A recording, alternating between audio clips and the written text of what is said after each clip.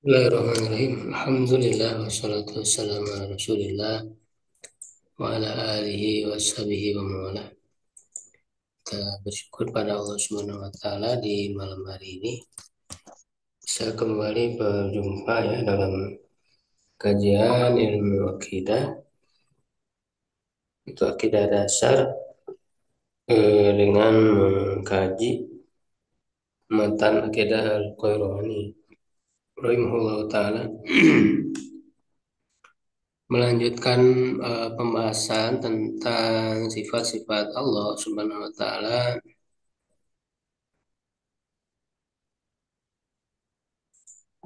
ya yang apa disebutkan oleh Al-Qairani ya.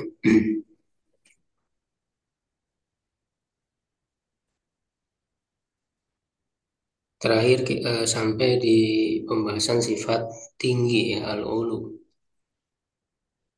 Kita lanjutkan itu sifat al-kabir ya. Jadi dalam ayat kursi kan sebutkan ya wa huwal aliyul azim.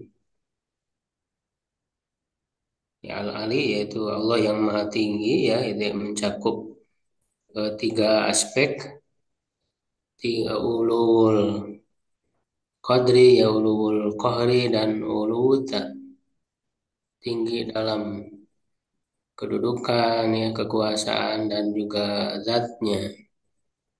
Itu petunjuknya jelas ya dalam nas-nas Al-Quran dan hadis, tidak perlu kemudian ditolak. Ya lalu Al-Azim ya wa huwal aliyul azim, Allah yang maha agung, yang maha besar. Ya disebut juga dengan Al-Kabir ya. Nah ini juga sama ya dalam memahaminya, tidak hanya kekuasaannya ya, kedudukannya, tapi juga secara ketika disifatkan kepada Allah ya otomatis ya zatnya juga maha besar. Karena Allah kan memiliki zat ya, dan tentu apa namanya tidak berarti itu adalah fisik ya seperti halnya makhluk itu jisim, tidak. Ya, jadi Allah memiliki zatnya, zatnya itu berbeda dengan zat-zat yang makhluk. Zat Allah itu bisa disifati dengan sifat tinggi, besar, gitu. Sebagaimana ya dia sifatkan di dalam eh, Al-Quran, di dalam nas-nas Quran dan Sunnah. Gitu ya. Nah, ini sering digabungkan dengan apa sifat al-ali ya, sebagaimana yang sudah kita bahas sebelumnya. Wal aliyul azim, wal aliyul kabir ya, al-kabirul muta'al gitu itu. Banyak disebut di dalam Al-Qur'an. Nah, jadi ini sebagaimana sifat tinggi yang ditetapkan secara hakiki, maka begitu pula sifat besar. Yang artinya bahwa sifat ini untuk mensifati zatnya, zat Allah itu maha besar. Bukan hanya sebatas besar secara maknawi, itu kekuasaan dan kemuliaannya. Dan ini sama sekali tidak berarti bahwa Allah fisik, jisim ya, yang sama dengan makhluk, sama sekali tidak. Ya, kita tentu meyakini bahwa Allah itu memiliki zat, ada wujud zatnya ya, memiliki wujud secara eksternal, khariji atau aini, bukan sebatas keberadaan secara maknawi ya, abstrak. Ya, nah kan para ahli kalam, ahli filsafat itu mereka pada akhirnya mengarah kepada bahwa wujud Allah itu hanya maknawi gitu, secara abstrak, nggak ada wujud zatnya pada akhirnya gitu ya, melalui pemikiran mereka itu. Kayaknya mereka selalu apa namanya, apakah setiap yang ada harus apa namanya wujud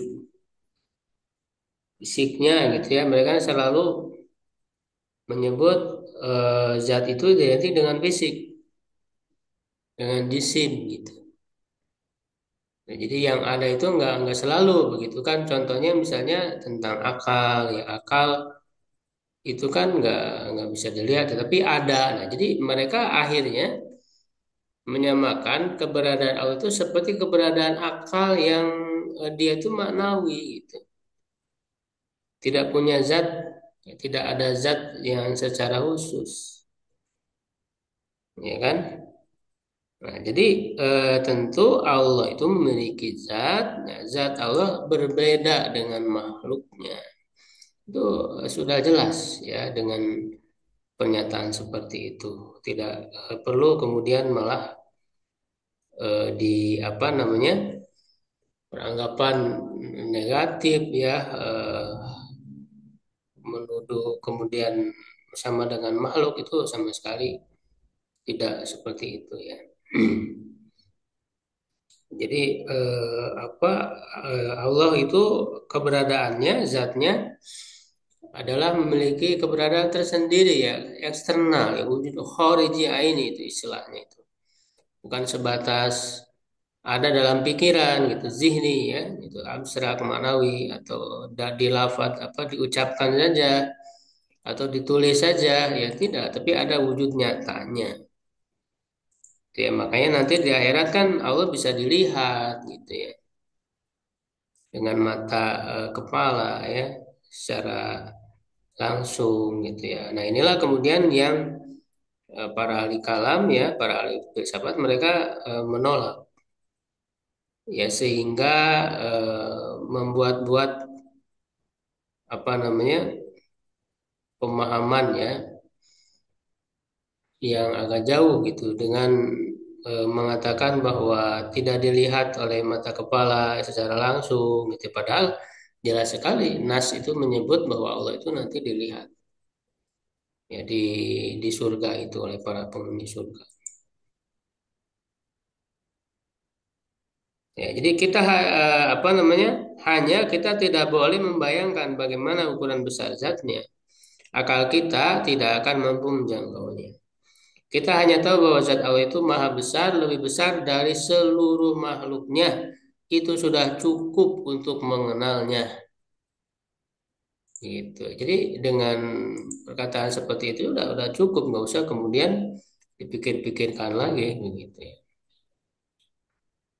Nah, At-Tabari dalam kitab At-Tafsir ya, Imam At-Tabari itu beliau menulis ya kitab-kitab akidah ya, Ahlussunnah yang betul berpaku ya kepada akidah para ulama salafus saleh ya, yang tentu berbeda dengan akidahnya para ahli kalam, ahli filsafat. Ya, itu di antara kitabnya ada At-Tafsir ya fi Ma'alimiddin. Ini cukup eh, apa namanya tebal ya kitabnya. Kalau yang lebih ringkasnya ada kitab beliau itu Sharihus Sunnah, kitab Sharihus Sunnah Imam At-Tabari ya. Selain beliau menulis tafsir At-Tabari itu ya. Di sini jelas sekali ya beliau mengatakan wa kadzalika qaul fil qudrah, begitu juga perkataan tentang sifat ya, sifat Allah, kekuasaan, kalam, iradah, izzah ya, azamah, kibriya, jamal ya. Di sini ada kata azamah ya, besar, keagungan. Nah, seluruh sifatnya ya sifat dzati itu adalah sifat zatnya, sifat bagi zatnya. Kenapa kemudian ketika Allah disifati itu ya artinya disifati zatnya. Ya, nah, mereka justru malah lari dari mensifati zat Allah itu.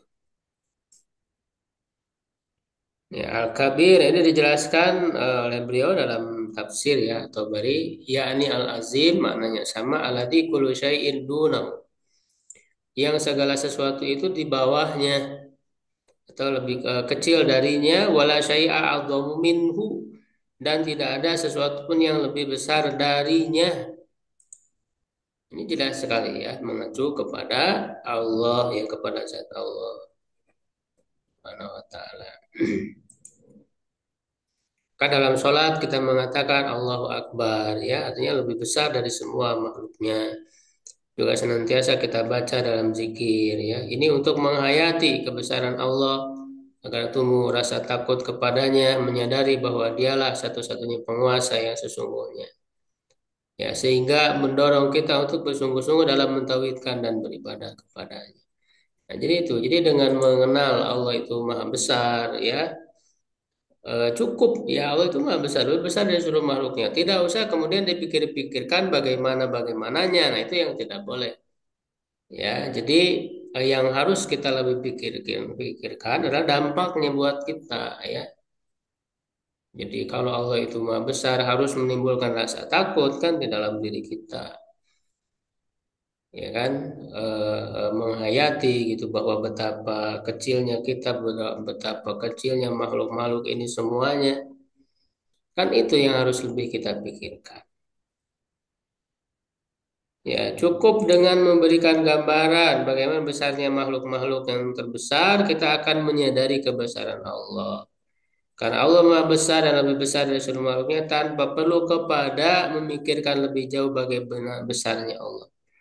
Makanya sebagaimana dalam hadis yang telah disebutkan bahwa langit dan bumi dengan seluruh lapisannya jika dibandingkan dengan kursi, ya seperti cincin dibandingkan dengan luasnya padang pasir. Itu kan ada hadisnya sahih ya. Nah, ini kan oleh para ahli kalam dan filsafat mereka menolak ya hadis ini, menolak kandungan hadis ini karena dikiranya wah itu berarti apa menjisimkan Allah dan sebagainya. Itu alasannya pasti ke sana. Makanya konsep jisim ini kan pada akhirnya menolak banyak sekali nas-nas Al-Quran dan Sunnah yang jelas petunjuk maknanya. Gitu ya. Jadi dalam hadis itu kan jelas digambarkan apa namanya langit dan bumi ini ya seluruhnya itu kalau dibandingkan dengan kursi Allah oleh Ibnu Abbas dikatakan maudiul qadamai, tempat kedua kaki Allah. Ya, jadi cukup aja kita apa menerima itu tanpa memikirkan bagaimana. Ya. Nah, jadi dibandingkan ya antara besarnya langit bumi dan seluruhnya dengan kursi itu seperti cincin dibandingkan padang pasir. Ya. Lalu kursi dibandingkan dengan arasnya itu seperti cincin dibandingkan dengan padang pasir lagi, perumpamaannya seperti itu. Ya karena ini adalah kita merenungkan bagaimana besarnya itu makhluk Allah ya kursi kemudian aras itu kan semuanya makhluk Allah. Dan ke aras itu makhluk yang paling terbesar. Tidak ada lagi yang lebih besar daripada aras. Nah, dengan memikirkan makhluk-makhluk itu yang sangat besar itu baru makhluk Allah. Nah, sedangkan Allah itu lebih besar. Allah maha besar banding dengan makhluknya gitu ya.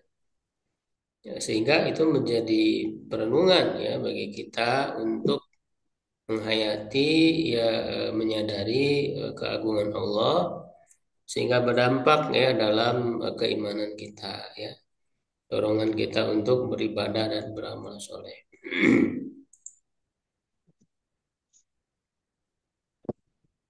Ya makanya untuk aras ini tadi ya jadi makhluk yang paling besar. Untuk itu dalam beberapa ayat untuk menyadarkan akan kebesaran Allah, Allah selalu menyebut dirinya sebagai pemilik dan penguasa Arsyil Arsyil Majid. Dia yang memiliki aras yang ada, dia yang mulia, yang maha mulia. Tul arsyil majidu ya, majidu kembali ke Allah ya, zu yang memiliki. Jadi secara khusus Allah menyebut dirinya yang memiliki aras karena aras itu makhluk yang terbesar. Ya, wa huwa Rabbul Arsyil Azim, bahkan disifati dengan azim arasnya itu kan dia Rabb aras yang besar, arasnya yang besar, sangat besar sekali arasnya itu. Fata'ala Allahul Malikul Haq ya maka maha tinggi Allah penguasa yang hak la ilaha illa huwa Rabbul Arsyil Karim. Tidak ada Tuhan selain Dia, Rabb arsy yang mulia disifati dengan Al-Karim, ya, arsy Allah. Ya, dan dalam hadis digambarkan untuk menunjukkan kebesaran dan kekuasaan Allah ya dari Abdullah ya kalau disebut Abdullah dalam hadis itu maksudnya Abdullah bin Mas'ud ya. Radhiyallahu anhu qala jaa habrun minal ahbar ya datang seorang rahib kepada Rasulullah SAW. Faqala ya Muhammad inna najidu anna Allah yaj'alus samawat ala isba'in. wal aradin ala isba'in wasyajar ala isba' wal ma' wal thara ala isba' wasairil khalaiqi ala isba'.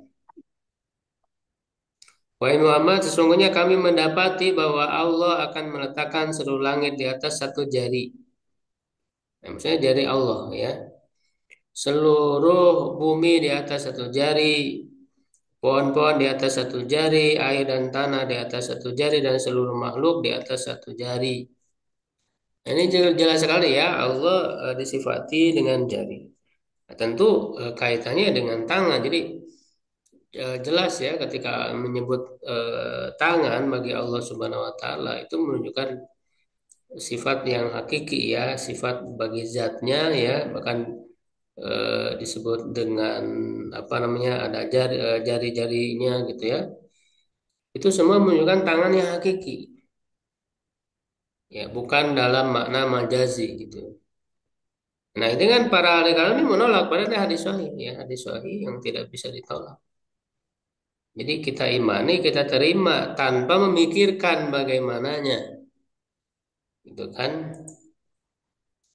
Ya, dan seluruh makhluk di atas satu sering berkata, akulah raja penguasa. Maka Nabi SAW pun tertawa hingga terlihat gigi gerahamnya sebagai pembenaran terhadap perkataan rahib tersebut. Ya, jadi tasdikon, nah, coba lihat ya, tasdikon liqaulil habri.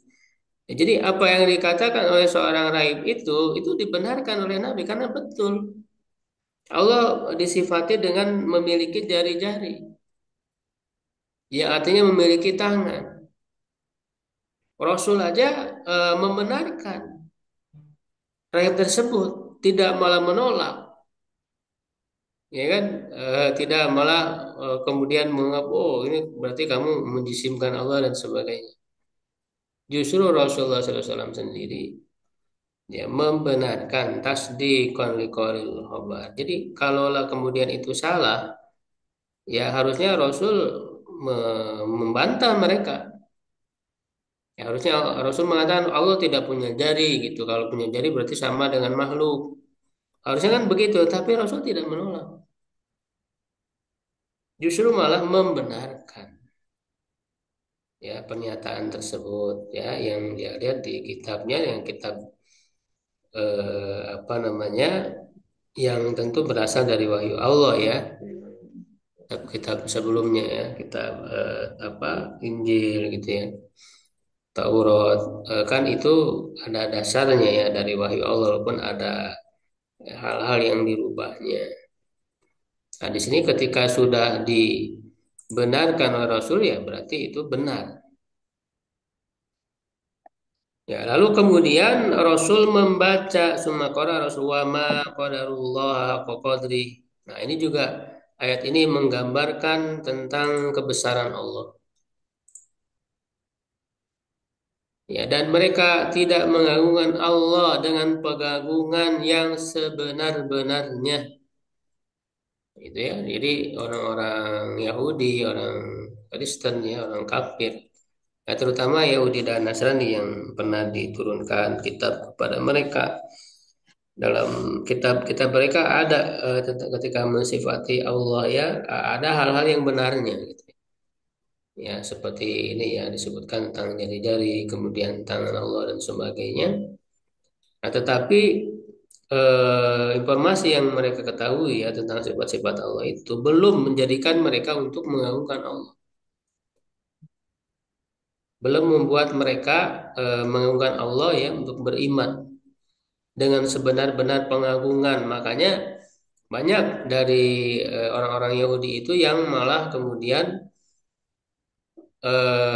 apa namanya terjatuh kepada menyebutkan hal-hal yang kurang bagi Allah ya, sifat kekurangan.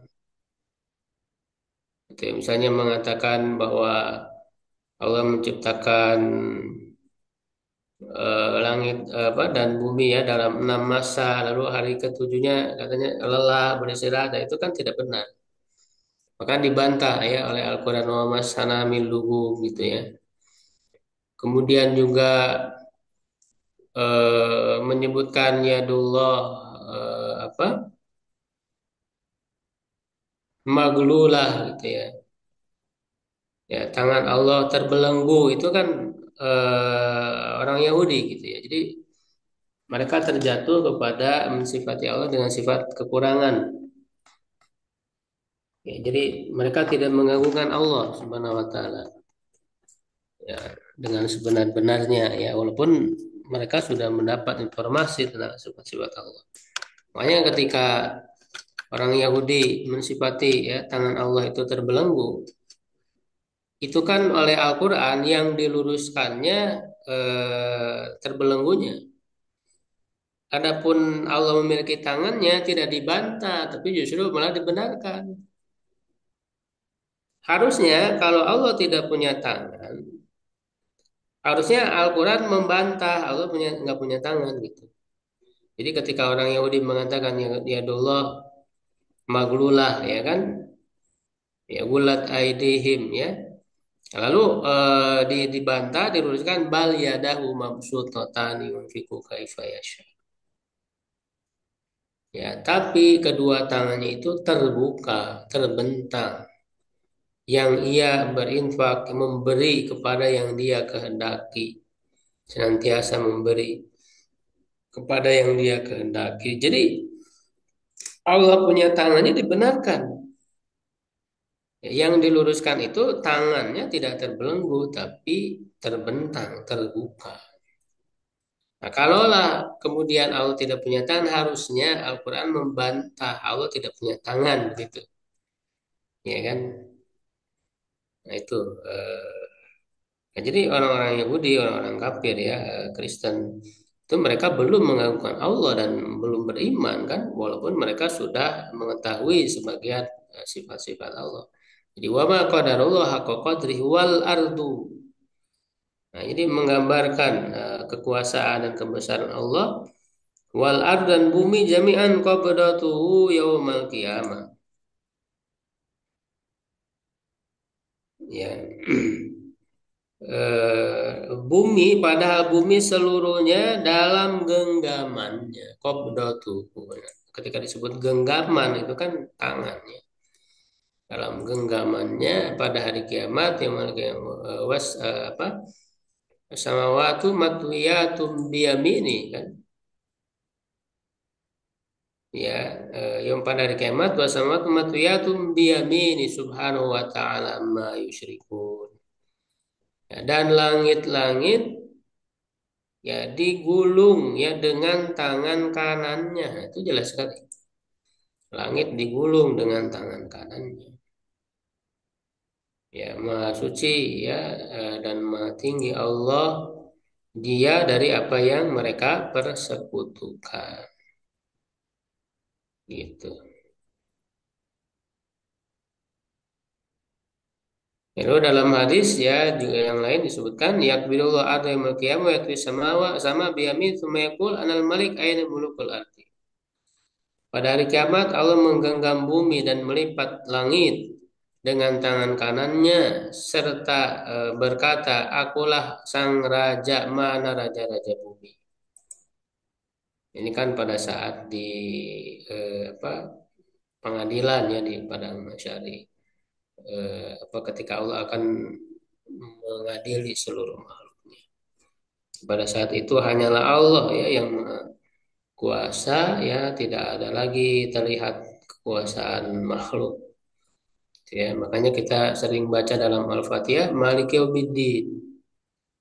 Allah yang merajai hari pembalasan. Karena pada hari pembalasan itu tidak ada lagi nampak kekuasaan makhluk. Hanya Allah lah, kekuasaan Allah lah yang nampak. Ya, karena di dunia ini kan bisa saja orang masih menampakkan kekuasaannya seakan-akan ya mereka berkuasa, memiliki kekuasaan kerajaan. Karena memang dunia ini ujian.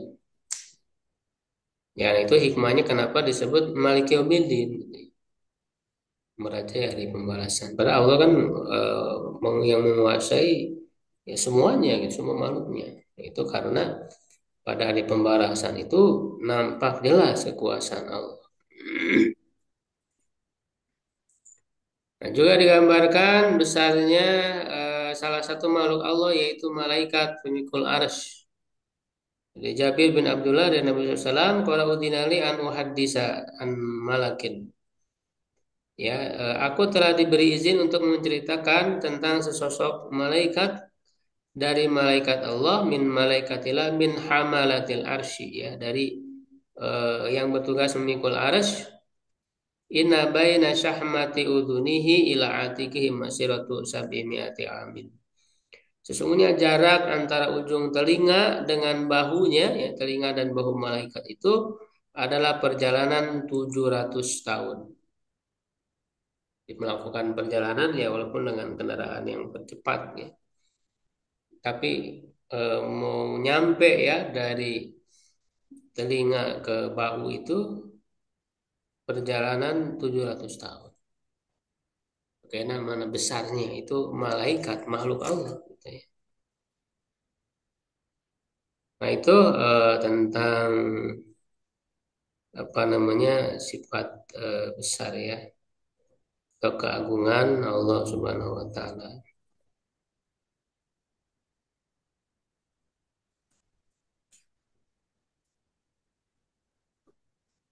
Ya makanya kan dalam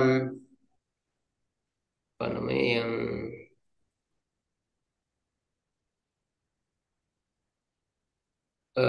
di ayat kursi juga kan ketika disebut wasi'a, ya, kursi samawati wal ard itu juga untuk menghayati keagungan, ya, dan kebesaran Allah.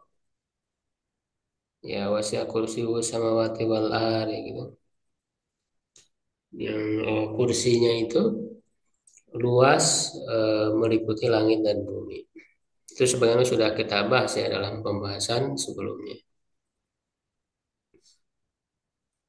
Nah, kemudian sifat berikutnya ya yang disebutkan oleh Al-Qairwani, yang bersemayam di atas aras, ya, al-mustawi alal arsy. Ya, nah, beliau mengatakan Al-Qairwani, ya, wa annahu fawqa arsyil majidi bidzati. Ya, bahwa dan bahwa dia di atas aras yang mulia dengan zatnya. Ini jelas sekali, ya. Al-Qairwani ini menyebutkan sifat ini. Ya, juga mengatakan ya di paragraf berikutnya alal arsy istawa wa alal mulki tawa. Dia di atas aras beristiwa dan di atas kerajaan dia berada. Ya, sebagaimana yang telah dijelaskan, ya, bahwa Allah memiliki sifat tinggi secara mukoya terikat, yaitu beristiwa, ya, bersemayam di atas aras. Sifat ini dikaitkan dengan aras karena memang aras adalah makhluk Allah yang terbesar dan yang paling tinggi sebagaimana telah dijelaskan. Ini udah dijelaskan ya tentang sifat apa namanya ya istiwa itu, ya.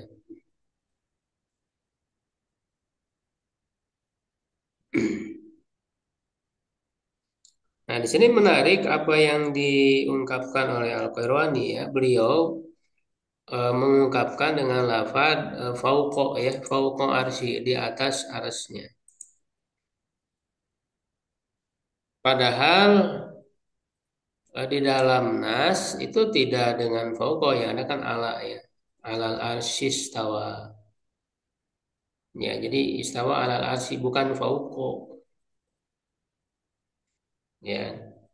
Bukan pokok. Kemudian kata bidzatihi, tambahan bidzatihi ini juga di dalam nas tidak ada. Nah, ini menegaskan bahwa dan ini bukan hanya beliau, ada para ulama yang lain, bahkan ulama salaf, ya, sebelumnya, para ulama Ahlussunnah. Ini menunjukkan bahwa mereka itu memahami, gitu, ya, ayat-ayat sifat.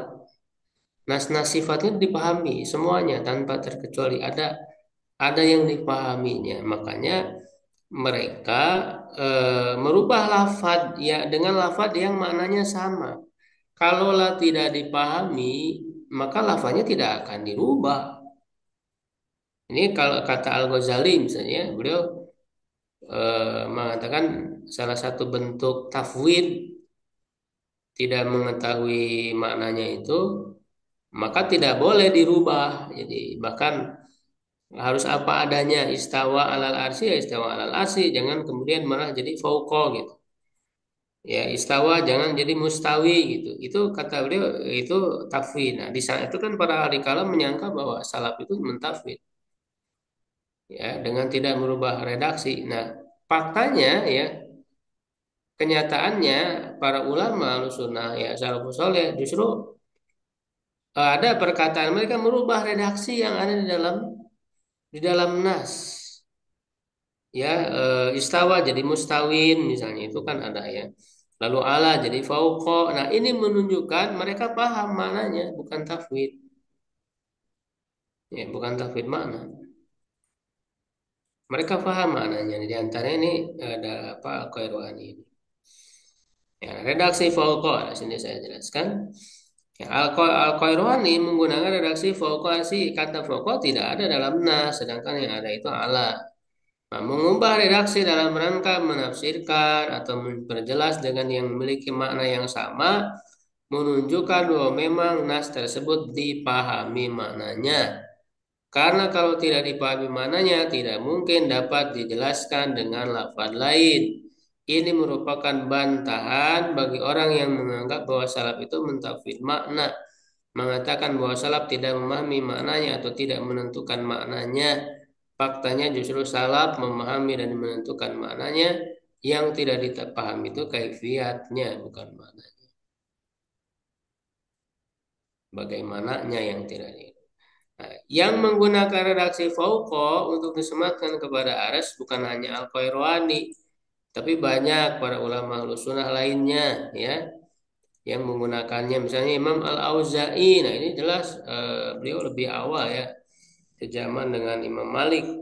Al-Auza'i itu di Syam ya. Kalau Imam Malik kan di Madinah, kalau Al-Auza'i ini ulama di Syam, sejaman dengan Imam Malik, termasuk salaf, generasi tabiut tabiin ya. Yang beliau mengatakan kunna wattabi'una mutawafirun. Kita dan para tabiin ya seluruhnya naqul berkata inna Allah azza wa jalla fauqa arsy. Sesungguhnya Allah azza itu di atas arsy. Nah, fauqa arsy sama menggunakan kata fauqa, tidak menggunakan ala. Wa nu'minu bima waradat bi sunnah min sifati. Abu Nasr As-Sijzi juga ya dalam kitab beliau ya apa ini dikutip oleh Az-Zahabi dalam Al-Ulu ya lil Ulu lil Alil Ghaffar. Juga sama ya beliau mengatakan aimatuna Kasufyan As-Sauri. Nah, ini dimeriwayatkan tuh Sufyan ini ulama salaf semua. Sufyan As-Sauri, Malik, Ahmad bin Salam, Ahmad bin Zaid, Sufyan bin Uyainah, Fudail bin Iyad, ya, bin Mubarak, Ahmad bin Hanbal, Ishaq bin Rohawi, ya, atau Ishaq bin Ibrahim, ya, muttafiquna sepakat ala anna Allah subhanahu bidzati. Nah, ini kata bidzati juga sama diungkap di sini. Jadi bukan hanya Al-Qairani ya. Fauqal arsy di atas arsy wa ilmu bi kulli makan, ilmunya di setiap tempat. Wa nau yanzilu ila samai dunya, bahwa dia turun ke langit dunia. Ya, wa annahu yaghdabu wa yarda, bahwa dia marah dan ridha wa yatakallam bima syaa, dan berbicara sesuai dengan kehendaknya. Ya, nah ini jelas ya akidah salafus saleh, akidah Ahlussunnah ya. Di salafus saleh itu kan yang paling apa namanya merepresentasikan akidah Ahlussunnah. Jadi kalau kita ngomong akidah Ahlussunnah mana ya mereka lah patokannya. Bukan justru orang-orang belakangan yang menggunakan mukalam itu yang justru malah banyak menyelisihi ya. Nah, kemudian redaksi bidatihi juga sama ya, tidak ada dalam nas. Ini sebagai penegasan karena tanpa bizatihi pun itu petunjuknya sudah sangat jelas. Ketika disebut Allah di atas arsy ya zatnya, zat Allah. Allah maha besar ya zatnya gitu. Ya, jadi tanpa tambah bidati juga petunjuk maknanya sudah jelas. Nah, kenapa kemudian beliau harus mengungkap kata bidatihi? Nah, ini untuk membantah kemudian para ahli kalam ya dari awalnya Jahmiyah ya Mu'tazilah maupun yang belakangannya Syairah ya Maturidiyah yang mereka justru malah tidak mau menetapkan syarat zat padahal petunjuk maknanya jelas. Jadi kenapa kita katakan ahli kalam, ahli filsafat keliru dalam akidah, salah dalam akidah karena mereka menolak petunjuk makna yang jelas. Ya, bahkan menyalahi ijma, nah, itu yang masalahnya. Jadi bukan hanya sebatas berbeda pendapat karena petunjuk maknanya zoni gitu ya, masih belum jelas, masih tersembunyi apa namanya petunjuk maknanya tidak. Justru petunjuk maknanya yang jelas yang disalahi oleh mereka ya karena mereka tidak lagi atau tidak kuat berpegang kepada prinsip-prinsip yang dipahami dari nas justru malah berpegang kepada kaidah-kaidah yang diambil dari luar dari filsafat itu yang jadi masalah.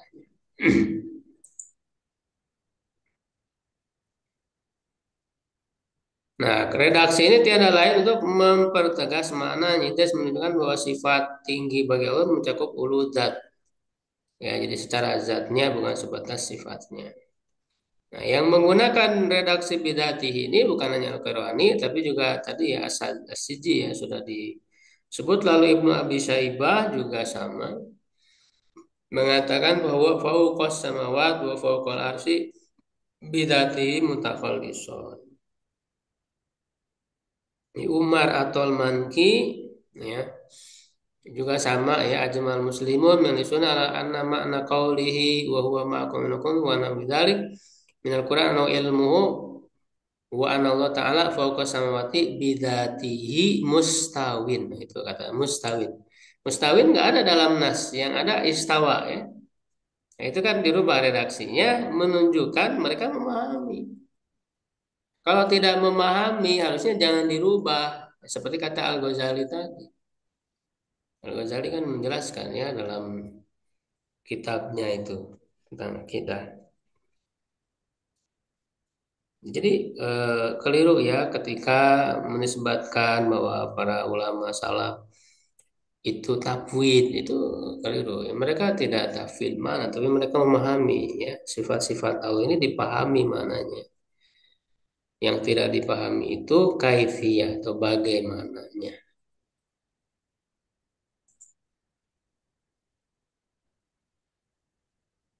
Nah, ini menarik karena Ibnu Abi Zaid Al-Qayrawi ini kan ulama Malik, ulama Malikiyah ya, mazhab Malik yang apa namanya bahkan sebagai ulama besar ya, bahkan disebut Malik As-Shogir, Malik Junior ya karena kedudukannya yang cukup tinggi ya keulamaan beliau di mazhab Malik ini. Nah, berikutnya kan dari mazhab Malik itu juga ada yang kemudian mengikuti aliran ahli kalam ini. Nah, sehingga tidak sedikit yang kemudian mereka mensyarah, menjelaskan matan Al-Qairwani ini dengan perspektif ahli kalam yang justru malah menyalahi gitu. Ya, padahal Al-Qairwani ini bukan ahli kalam, tidak menggunakan metode kalam, justru menggunakan apa metode akidahnya ya salafus saleh ahlus sunnah. Ya, sehingga jelas sekali apa perbedaannya ya menyelisih tidak sesuai dengan yang dimaksud oleh Al-Qairwani. Ya, di sini saya jelaskan.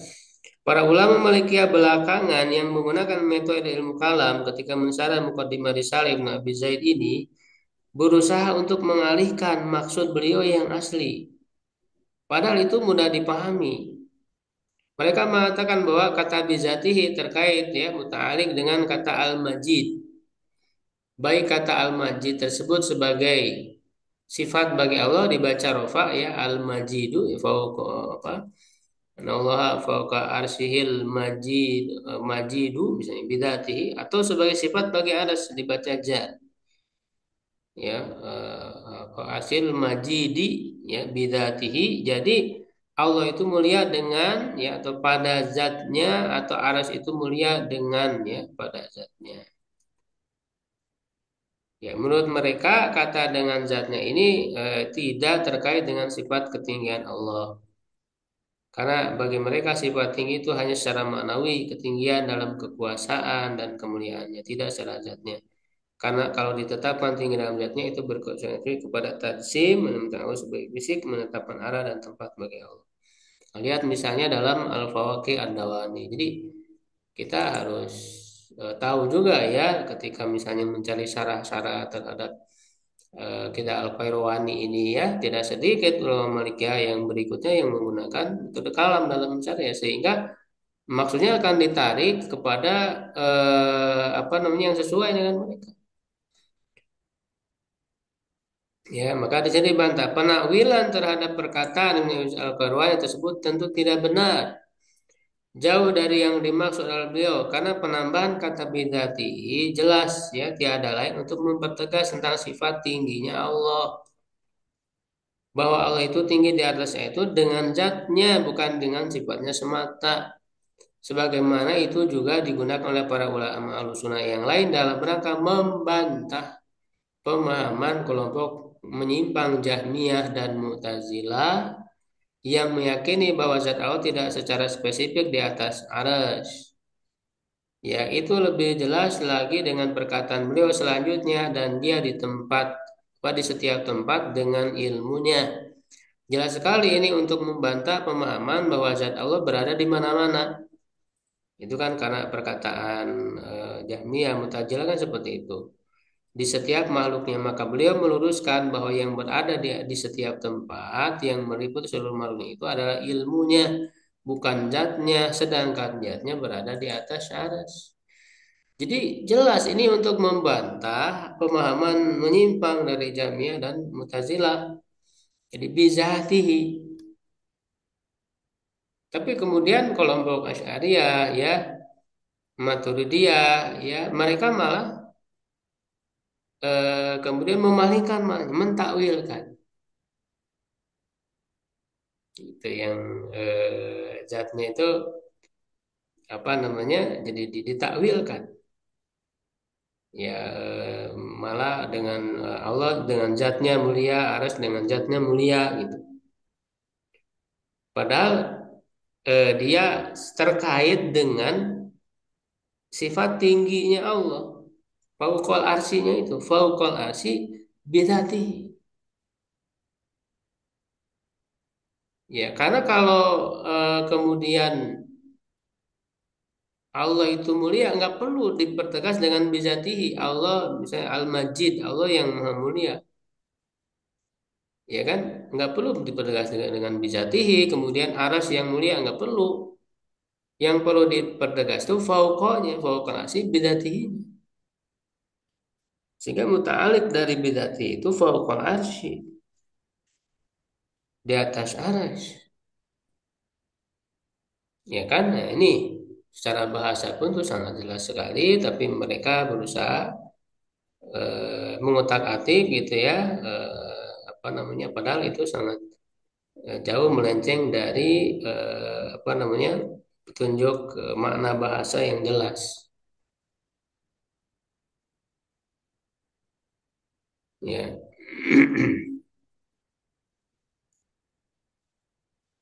Nah, menetapkan zat Allah tinggi di atas aras tentu tidak berkonsekuensi pada sebagai fisik tadi ya, atau menetapkan arah dan tempat yang artinya Allah terima sama sekali tidak. Kekeliruan para ahli kalam adalah memastikan suatu konsekuensi yang tidak ada kepastian di dalamnya, ilzam malayalzam. Ya. Ini sebagaimana yang sudah sering saya jelaskan ya. Jadi Allah itu memiliki zat.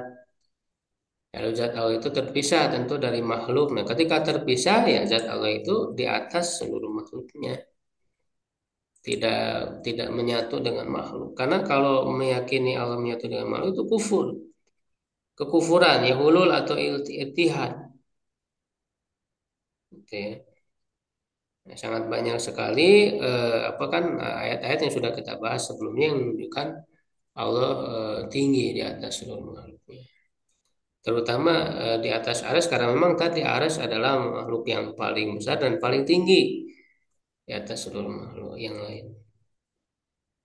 Dan tentu saja Al-Qairwani tidak menggunakan metode kalam, ya beliau berpegang kepada akidah salaf yang meminas sebagaimana adanya sesuai petunjuk bahasanya, sebagaimana dikatakan oleh Ad-Dhahabi, ya beliau mengatakan kan wa kana rahimahu ala tariqatis salaf fil usul.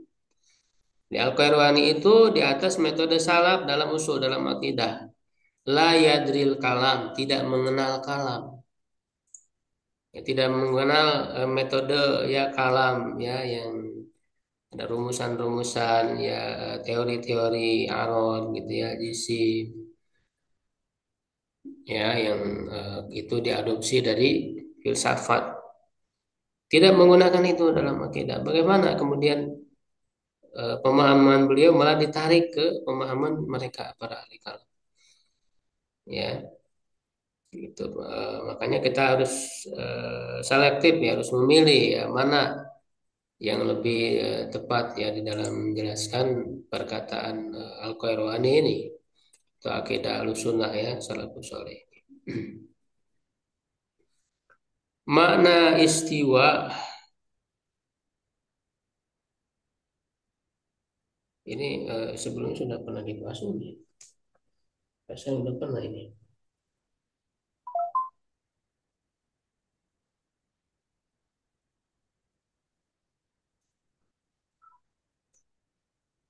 Jadi ketika dinisbatkan kepada Allah dengan redaksi istawa alal ars ya dia bisa melihat ars atau ar-Rahman ala arsy istawa ya dalam Al-Quran sebanyak 7 kali dan dengan redaksi istawa ilas sama itu 2 kali ya itu dalam Al-Baqarah dan Fussilat. Makna hakikat dan zahir dari istiwa ini belum dibahas ya kayaknya sebelumnya.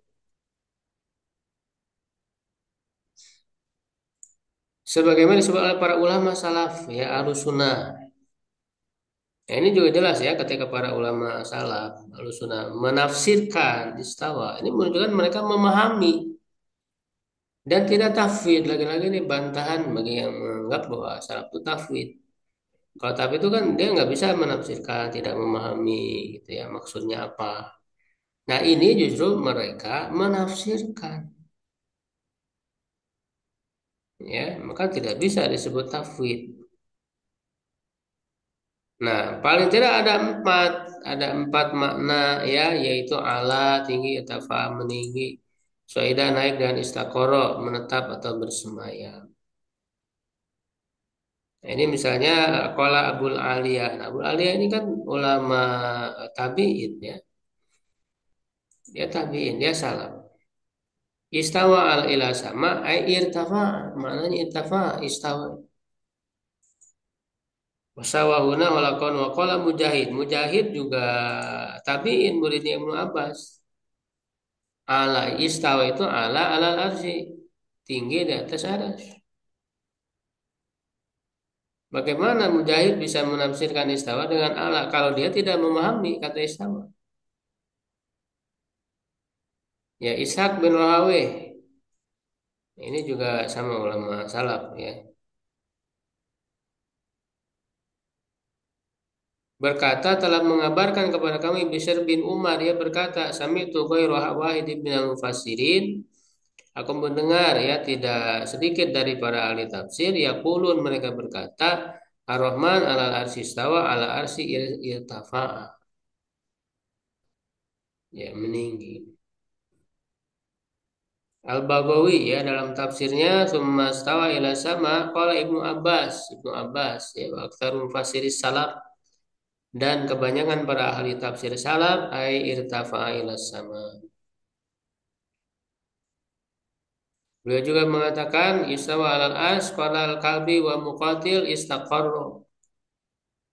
Ya, menetap. Nah, inilah bersemayam kita sering menerjemahkan yang bersemayam bersama ini kan artinya menetap berada ya. Nah, itu makna dari istaqarra. Qala Abu Ubaidah ya saida ya naik. wa awal, nah wa awalatil Mu'tazilah. Sedangkan Mu'tazilah mentakwil istiwa dengan istilah menguasai. Nah, ini tidak ada. Salafus Saleh menafsirkan istawa dengan istilah menguasai. Ya, atau Bari juga mengatakan ya wa aulal ma'ani biqaulillah, dan sebaik-baik yang paling utama ya dan dengan firman Allah sumastawa ila samawati ala alaihi nawar tafa'a, ya, tinggi dan meninggi ya pada barahunna bi qudratihi. Ya Allah mengaturnya dengan kekuasaan walaupun sab'a samawat. Ya, lalu Ibnu Qutaibah ya dalam kitab Ta'wil Mu'talafil Hadis, beliau mengatakan wa kaifa yasugul yahadin an yaqul, ya bagaimana boleh seorang mengatakan inna bikulli makan alal bulul. Sungguhnya dia di setiap tempat secara menyatu ma qaulihi, ya padahal firman-Nya Ar-Rahman ala arsistawa ay istaqarra, itu menetap bersemaya.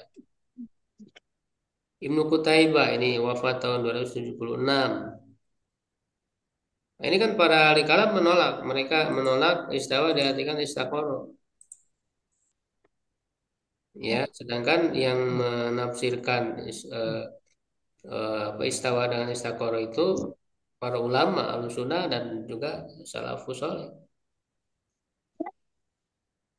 Jadi sekarang kita mau ngambil yang mana ya? Mau apakah mau mengikuti para ahli kalam belakangan yang pemahaman mereka diadopsi dari filsafat yang tentu saja asing ya bagi nas-nas, ataukah kita yang jelas-jelas dari para ulama salaf Ahlussunnah?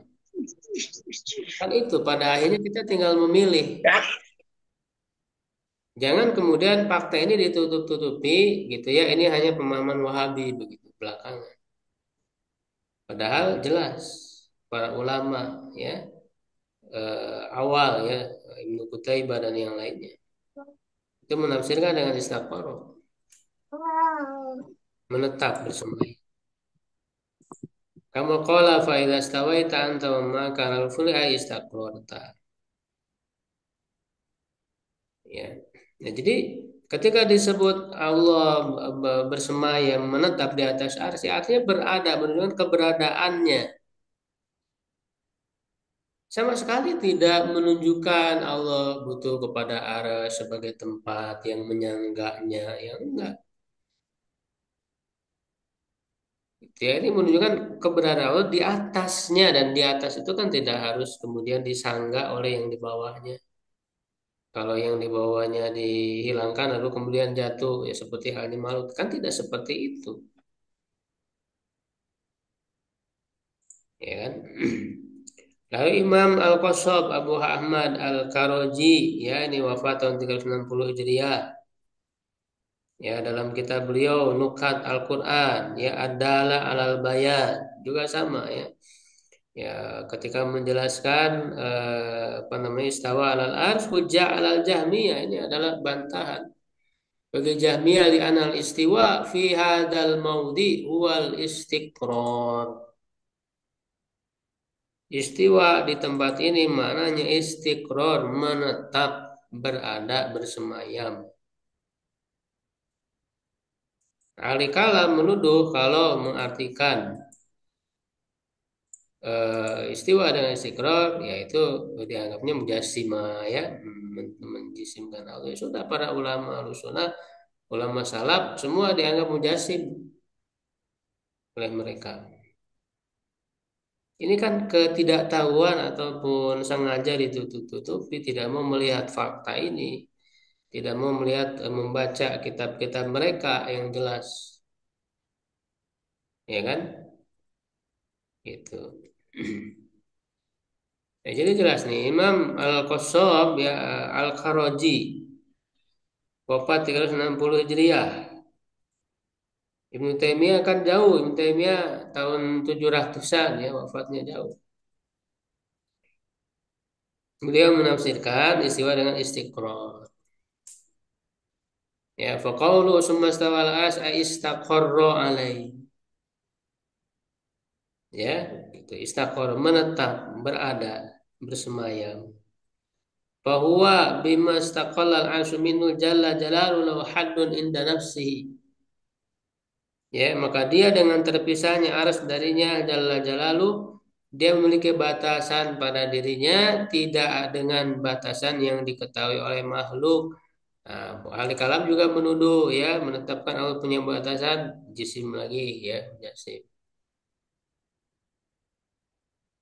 Padahal ketika disebut batasan artinya Allah terpisah dari makhluk, tidak menyatu.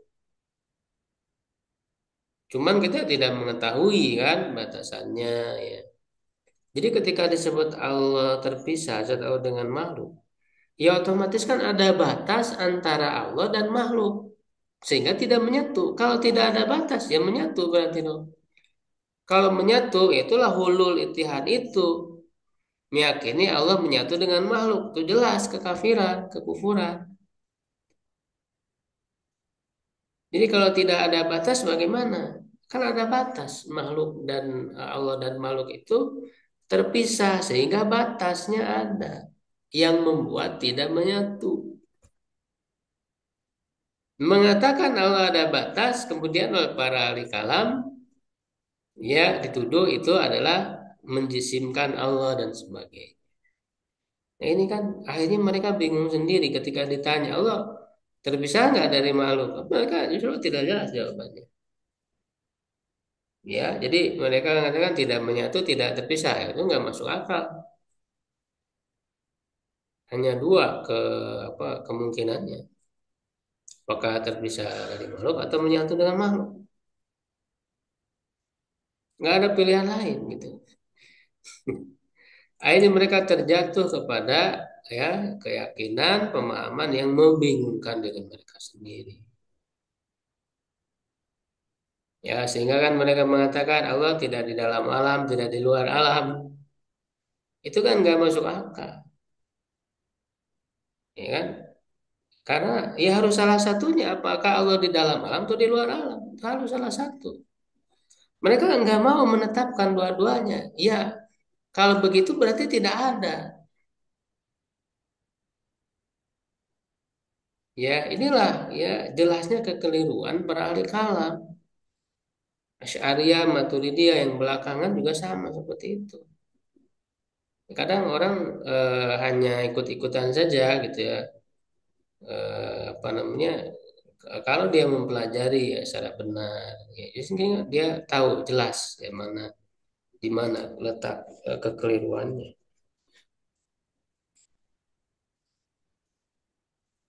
Ya, jadi tidak masuk akal ya. Hanya apa namanya? Baratnya misalnya ketika orang punya rumah, ya kemungkinannya kan dua, dia ada di dalam rumah atau di luar rumah. Nggak mungkin ada pilihan ketiga. Kalau dia belum punya rumah, memang dia tidak dikatakan kan, gitu ya. Ketika Allah belum menciptakan alam, misalnya, ya tentu tidak dikatakan Allah di dalam alam atau di luar alam. Ketika Allah belum mencipta, tapi ketika Allah sudah menciptakannya, kemungkinan itu cuma dua itu. Apakah di dalam alam atau di luar alam? Ya, jawabnya di luar alam terpisah dari makhluk. Nah, para ahli kalam Asy'ariyah, Maturidiyah, ya mereka nggak mau itu menetapkan.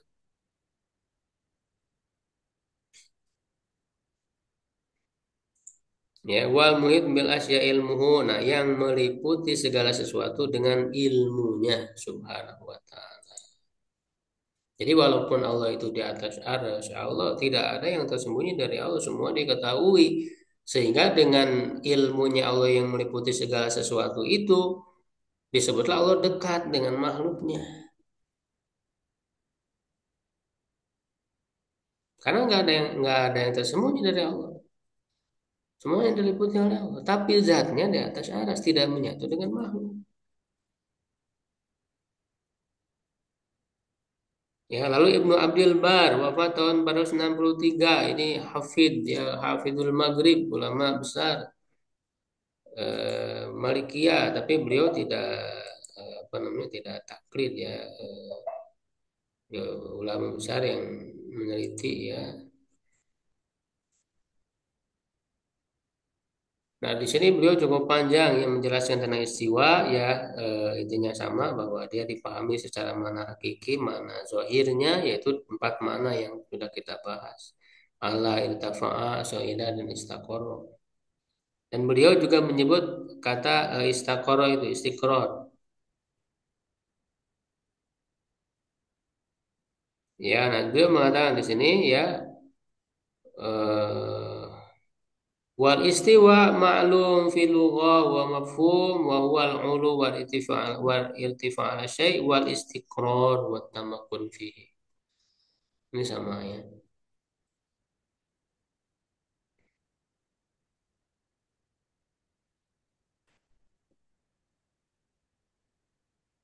Ini saya cukup panjang ya menjelaskan tentang misalnya apa namanya istawa.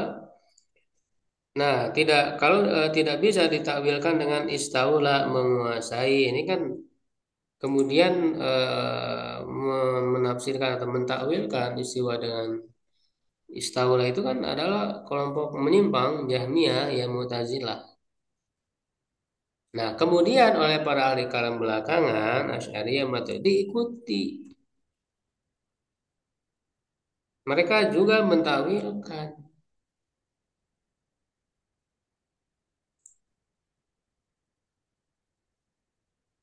Ya, nah ini dalam apa namanya kitab Al-Lalakai ya, kitab Syarah Usul I'tiqad Ahlussunnah wal Jamaah ya, itu nama kitabnya. Ya, kami di sisi Ibnu Arabi, ya Fata datang seorang lelaki, Mama naqalila Rahman al-istawa, faqala huwa ala arsi kama baru. Faqala ya Abdullah sahada maknahu inama maknahu istaula. Maknanya istaula katanya. Ini pengaruh oleh apa Mu'tazilah, Jahmiyah ya. Nah, lalu dibantah uskut anta uskut ma anta wahada.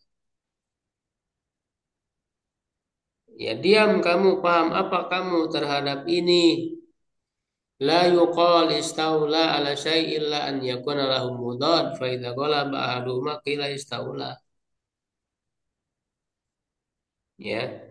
Tidak dikatakan istaula terhadap sesuatu kecuali yang memiliki lawan. Lalu apabila salah satu dari keduanya mengalahkan, maka dikatakan kepadanya istaula.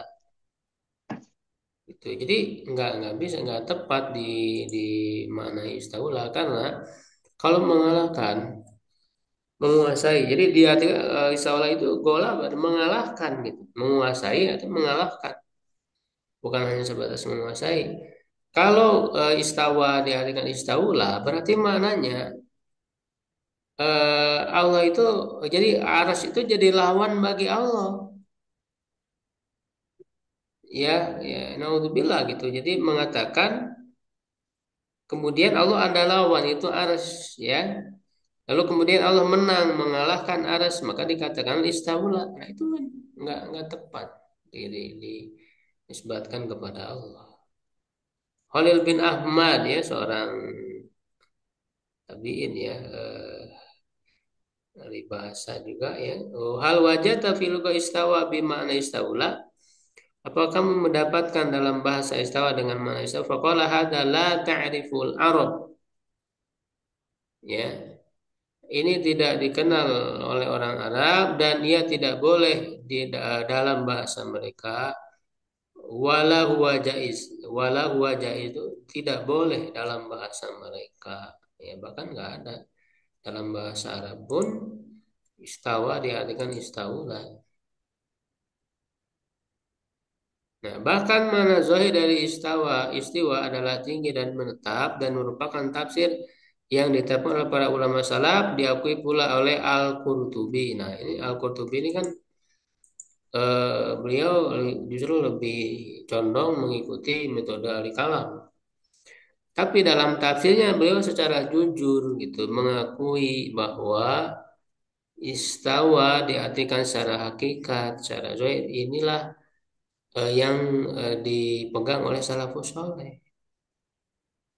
Nah, sayangnya ya beliau justru tidak mengikuti. Jadi beliau malah lebih mengikuti para ahli kalam. Sayangnya ya Al-Qurtubi walaupun tentu ya rahimahullah beliau telah meninggalkan tafsir yang sangat bermanfaat gitu ya, tafsir Al-Qurtubi. Tapi dalam persoalan akidah dalam hal ini beliau malah condong kepada akidahnya ahli kalam.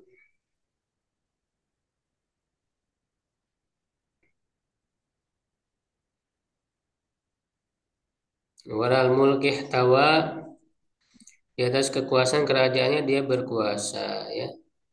Redaksi seperti di atas sepanjang pengetahuan tidak terdapat di dalam nas, namun tentu maknanya benar. Jadi maksudnya ini alam mulkih tawa itu secara langsung dalam nasnya tidak ada, tapi maknanya benar. Yang menggunakan redaksi ini bukan hanya beliau, para ulama lainnya pun menggunakan. Yang lebih awal diungkapkan oleh Abul Abbas bin Thalib rahimahullah dalam khutbahnya.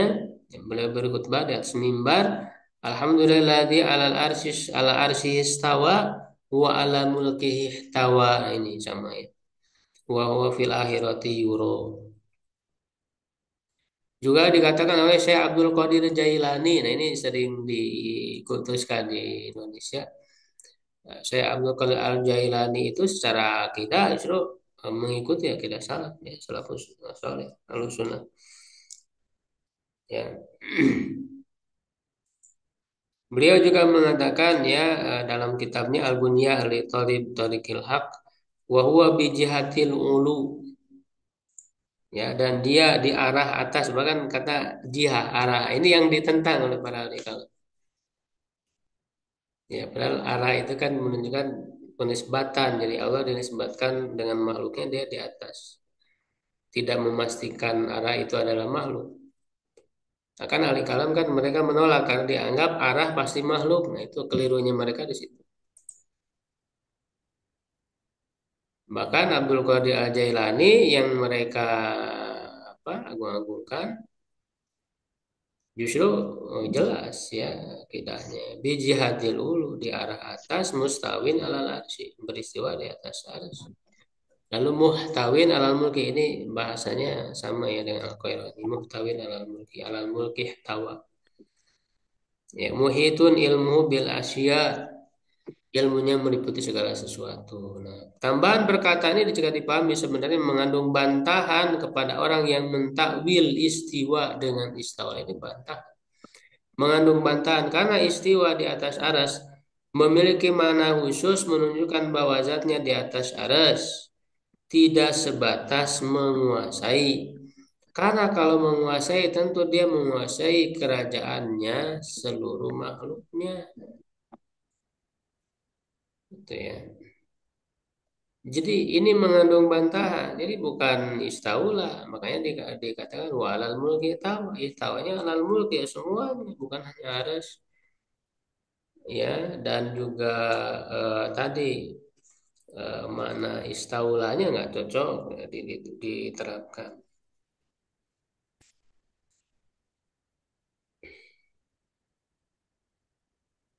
Ya, Allah sering menggabungkan antara istiwanya di atas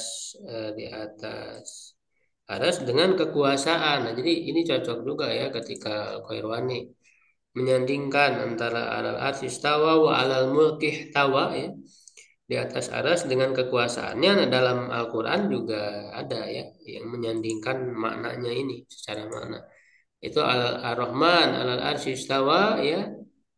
Nah, miliknya lahu ma fis samawati wa fil ardh. Ini kan kekuasaan berarti kan. Ya, miliknya apa yang ada di langit dan bumi, apa yang ada di antara keduanya dan apa yang ada di bawah tanah. Ya, dalam surat Toha ya.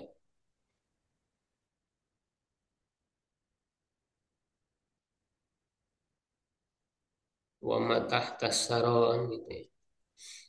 Ya, dan tentu kekuasaan kerajaan yang meliputi segala sesuatu. Fa subhanalladzi biyadihi malakutu kulli syai'in wa ilaihi turja'un.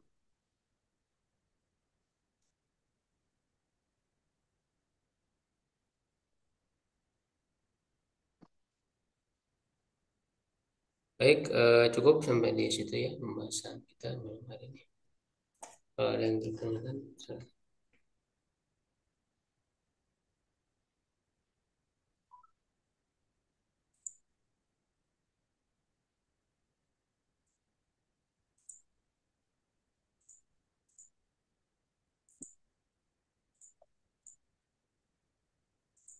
Baik, kalau tidak ada kita cukupkan ya. Syukran ala itimunikum.